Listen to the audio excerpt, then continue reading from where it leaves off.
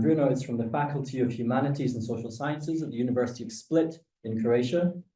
He is founder and secretary of the Association for Supporting of Informal Education, Critical Thinking and Philosophy in Practice, which is called Petit Philosophy.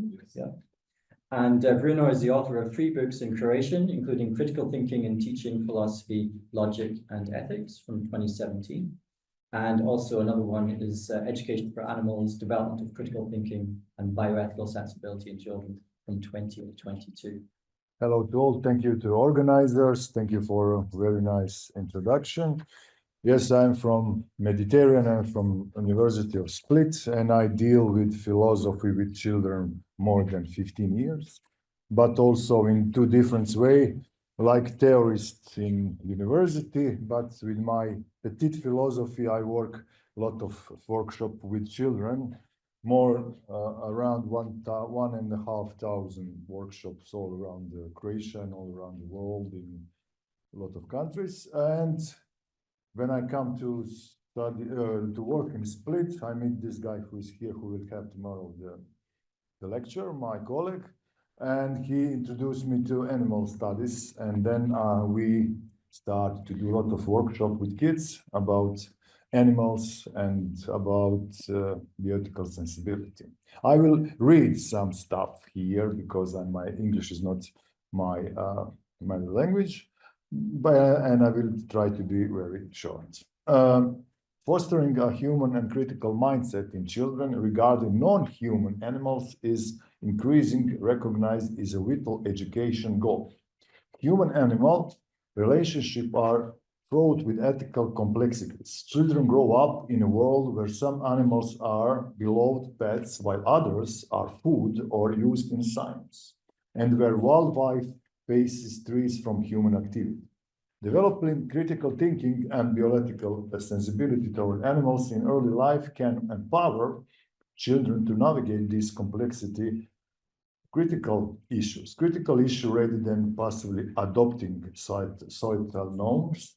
Bioethical sensibility refers to a sensitive awareness of the moral status of living beings and the ethic of care towards them. Together, these capacities help children from their own sentence on how animals should be treated, grounded in empathy, responsibility, and informal inquiry. Recent research suggests that children have a natural inclination and consider animals as moral beings. For example, at 2010, studies found that children from 9 to 11 strength invoke moral principle and concern animals' welfare when asked about eating animals. They tend to believe that animals should be treated just as well, if not better, than humans. A belief that often diminish in adolescence and social norm supporting meat eaters take over. Younger children are less likely than adults to draw a firm line between the moral worth of the humans and animals. In moral dilemmas, children often prioritize animals' needs more than adults do, who have typically been socialized to place human interest first. These findings highlight both the opportunity and urgency for education. If children's early empathy and sense of justice towards animals are nurtured, they may retain and refine these ethical institutions rather than lose them. At the same time, true critical thinking is needed to ensure the children's compassion is guided to thoughtful reasoning. Education must avoid mere introduction with predefined moral rules. Instead, they should encourage children to ask why. Why should we care about animals? Why we think about them? Why? What is animal and stuff like that? Critical thinking has been described by Lippmann as thinking that leads to good judgment. It involves forming opinions or conclusion through inquiry, problem solving and evaluation of evidence. Importantly, it's self-corrective and context-aware. Children learn to reflect on their own thinking and consider context rather than just memorizing rules of logic. When applied to quest about animals, critical thinking helps children move beyond simplistic or anthropomorphic views to a deeper understanding. For example, a child might initially think it's always wrong to kill animals. Through guided critical thinking, they can explore nouns such as concepts of needs, ecosystem balance, of human treatment, and form a more informed stance or judgment. Critical thinking, for me, critical thinking is not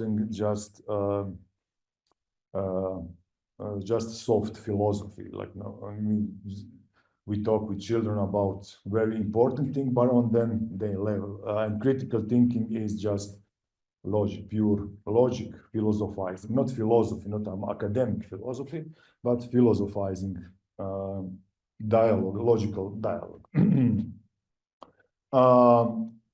However, cultivating critical thinking in young learners require deliberate strategy rather than assumption. According to Lippmann, critical thinking involves inquiry. Students must actively question, investigate problems, and form reasoned judgments instead of passively absorbing information. Teaching children to think critical is not about teaching them what to think, but how to think. It's from famous John Dewey quote.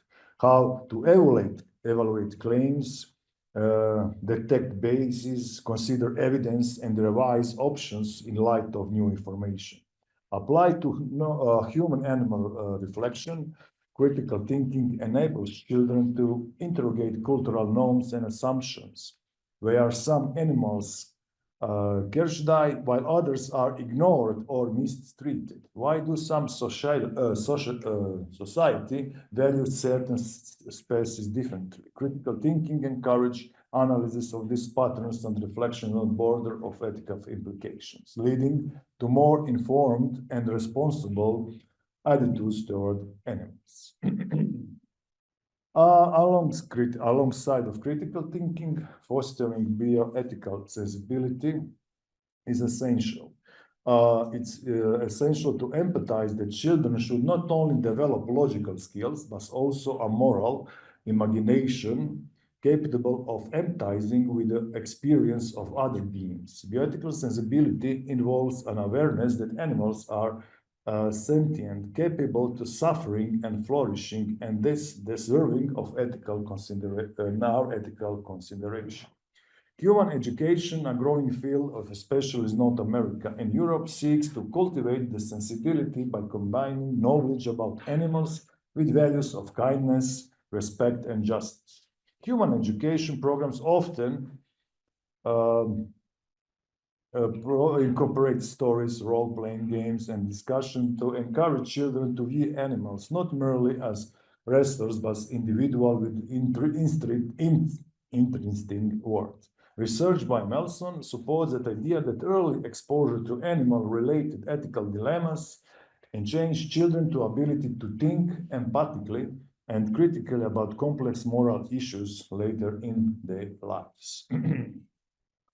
Children's view about animals evolve with age, influenced by cognitive development and socialization process. Very young children tend to anthropomorphize animals, attributing human-like emotion and intention to them. As they grow, children different more narratives that justify explanation of animals for food, entertainment, or other use.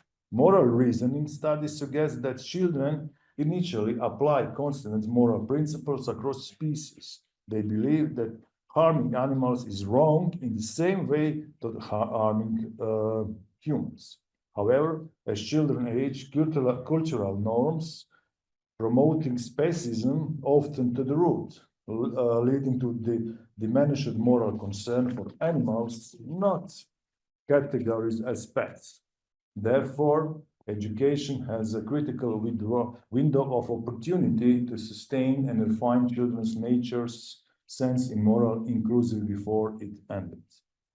Efforts to include animals in moral education have been strengthened by philosophical developments. Thinkers such as Martin Nussbaum argue that justice must extend beyond humans, being to include animals with a capability framework. Critical animal studies emerging from both philosophy and social justice movements advocate for challenging anthropocentric hierarchy and recognition to the interconnectedness of human and animal well-being. These frameworks support an educational agenda that does not merely teach guidances, but fostering critical interrogation of power structures, including those that margin non-human lives. Integrating critical animal study into education empowers children to see humans-animals relationship with a broader system of justice and injustice, opening possibility for more transformative ethical and judgment. There is some few strategies that we can include in this critical thinking, bioethical sensibility in education. One of the most direct way is to fostering critical and ethical thinking about animals is to embed animal-related content in the school curriculum in a thoughtful manner. Rather than presenting animals merely as biological facts or cultural symbols, curricula should encourage discussion about animals' intrinsic value, rights, and rules in ecosystem. Integrating real-world ethical dilemmas such as habitat destruction, factory farming, or pet adoption can provide meaningful context for developing moral reasoning.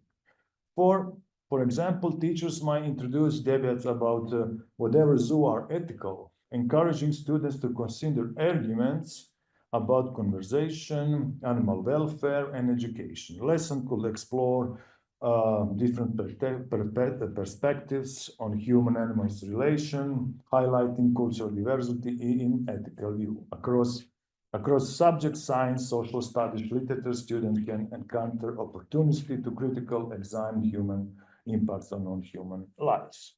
For me, my favorite methodology, philosophical dialogue on inquiry with children. One innovative method for fostering critical thinking on ethical issues through philosophical dialogue as exemplified in Philosophy for Children movements. Rather than lecturing about animal ethics, educators can create community of inquiry where children collaboratively explore questions like, do animals have rights? Is it fair to treat some animals different from each other? Others, what responsibility do humans have towards wild animals? What responsibility children have towards animals, etc., etc. But in these dialogues, the teacher acts as facilitator, not as teacher, helping children articulate their thoughts, reason through different perspectives, and build on each other's ideas, encouraging children to think philosophically about animals, helping to recognize complexity, tolerate ambiguity, and refine their moral reasoning. There is very interesting stuff you can do with this methodology with kids. And also, here we have empathy building activity and direct encounters, guiding questions and critical media literacy. It's a practical tool for teachers, is to develop a set of guiding questions that challenge students to think critically about the representing of animals in media and advertising. For example, how animals portrayed in commercial. When I do with small children, always I ask them about wolves, what they think about wolves. In every children's story, in European and Western culture, there is no good wolf. Every wolf is bad wolf. For example, I asked them why wolf in a Three Little Pigs, why he's bad. He's just a hungry guy, nothing else. And they said, because he wants to eat porks. And I said, okay, do you eat porks? Yes. Are you bad? No. Okay, we have problem here. And stuff like that. And usually when we do with a little bit older kids, and then they say, yeah, but there is Lupa Romana, you know, the wolf who give milk to Romul and Rem. But also its problem is not good, because in Latin language, lupa means wolf, she-wolf, or prostitute. That's why in this in philosophical way, but this prejudice about wolves comes all along from Aristotle, from his book the Historiabus Animalibus, when he said that the she-wolf is most promiscuous animal of all. But it's in nature, it's not true. This is totally different. But like that, we found that in stories you have good and bad, but why we don't like it and stuff like that. This critical media literacy empowers children to detect stereotypes, biases, and manipulative messages related to animals. It builds a skeptical questioning attitude that supports broader critical thinking competence. Children learn not to passively accept dominant narratives about animals, but to think about it and really maybe to change this their thinking. Also, there's methodology, what I call methodology, balancing guidelines and open inquiry. Recurring themes in this strategy is balance guiding children ethical development with dictating specific conclusion, while education can introduce important concepts like justice, susceptibility. Children must be allowed to form their own reasoned view. Blah blah. The skills, okay, but I will show you. It's a lot of theory, but I will show you some of examples what we do. This is some workshop for just briefly from children from 8 to 9 years old, and this is the Mediterranean seal. It's a species that are almost no exist anymore. In Adriatic Sea, in formal time, there was a lot of this stuff, but in the 1950s, in Yugoslavia, in that time, if you kill dolphin or Mediterranean monster, you will receive award in money because they rule the fishermen nets. And now you can, just few of them you can find in Albania or stuff like that. It's all. And in this workshop, this girl, we call Anushka because that's his name. She talks with kids about her destiny, about destiny of the species, and they discuss how much and how less they know about the respect about sea, because this is just like, let's say, philosophical discussion with kids, but these funny characters talk with kids. They have just main questions, and facilitator just go a little bit deeper to raise awareness in kids that they need to be to think about their relationship with animals. Another it's in Croatian.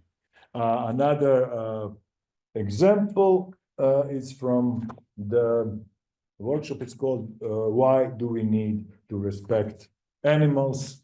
First, this is for 11, from 9 to 11 year. First, we discussed what is respect, and then why we need to respect animals and how is to respect the animals. In a lot of this discussion, when we start to discuss what is respect, they always say that we respect the person. And then I ask, can somebody who is not human can be a person? And then discuss about this different kind of animals. Is it the same thing to respect this shrimp or the orca or stuff like that? And one more very interesting for me, a very interesting workshop, but this workshop is about 4 months. It's a 4 months duration for 1 hour for day or 2 days. We found some story, and but this is for the children from. We do this book with the children from about 12. 11 years old. Jadran imamo problem, it's mean Adriatic Sea we have problem because there is less and less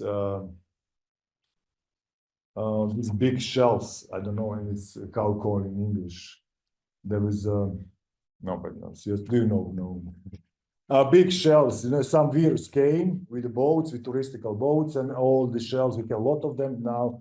We have just few of them, and together with kids, we research what's happened. We research the history. Let me say the history of people connection with that shell, and with the connection. You know, we find even that in Greek gods have these shells, and we have very good. Let me say small book about problem in the problem that we have real problem with animals problem in the other Adriatic Sea.